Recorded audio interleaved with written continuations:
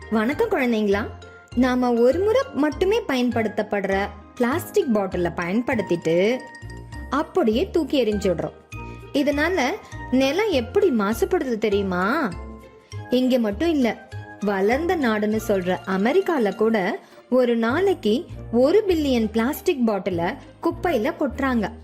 இதை தடுக்க அந்த பாட்டில்களை வேற விதமா எப்படி சுவாரஸ்யமா பயன்படுத்தலாம்னு இந்த செயல்பாடு மூலமா சொல்றேன்.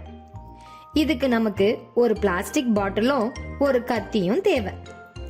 முதல்ல இந்த பிளாஸ்டிக் பாட்டில கத்தியால மேல இருந்து கீழே வரைக்கும் கோடு மாதிரி அறுத்துக்கணும். அடுத்து இதுல இருந்து 1 சென்டிமீட்டர் அகலம் வச்சு பாட்டில் முழுவதையும் கத்தியால இந்த மாதிரி நறுக்கணும். இத சரியா செஞ்சோம்னா நாம நறுக்குன பாட்டில் இப்படித்தான் இருக்கும். இப்போ இந்த முனைகளை அழுத்தினோம்னா பாட்டில் சுருங்குறதையும், முனைகளை விட்டோம்னா திரும்பவும் பழைய நிலைக்கே பாட்டில் வர்றதையும் நீங்க பார்க்கலாம். அடுத்து இந்த பாட்டிலோட வாய்ப்பக்கத்தை ஒரு கையால புடிச்சுக்கிட்டு இன்னொரு கையால பாட்டிலோட அடித்தளத்தை திருப்பினோம்னா பாட்டில் ஒரு புது வடிவத்துக்கு மாறி இருக்கும். இங்க பாருங்களேன், முறுக்கப்பட்ட பாட்டில் ஒரு அழகான பூ விக்கிற ஜாடியா மாறிடுச்சு.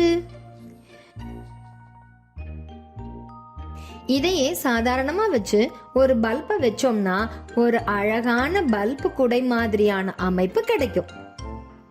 இது பார்க்க ரொம்ப சூப்பரா இருக்குல்ல? என்ன பசங்களா, இனிமே பாட்டில கண்ட இடத்துல வீசி எரிஞ்சு நிலத்தை மாசுபடுத்த மாட்டீங்க தானே? முறுக்கப்பட்ட பாட்டிலை பயன்படுத்தி ஒரு அழகான பூ வைக்கும் ஜாடி, அழகான பல்பு குடை போன்றவைகளை எவ்வாறு செய்யலாம்னு பார்த்தீங்க. நீங்களும் இதை செஞ்சு பாருங்க. இத்தகைய பயிற்சியை மேற்கொள்வதன் மூலமாக எளிய பொருட்களை கொண்டு நம் படைப்பாற்றல் திறனை நாமே வளர்த்து கொள்ளலாம்.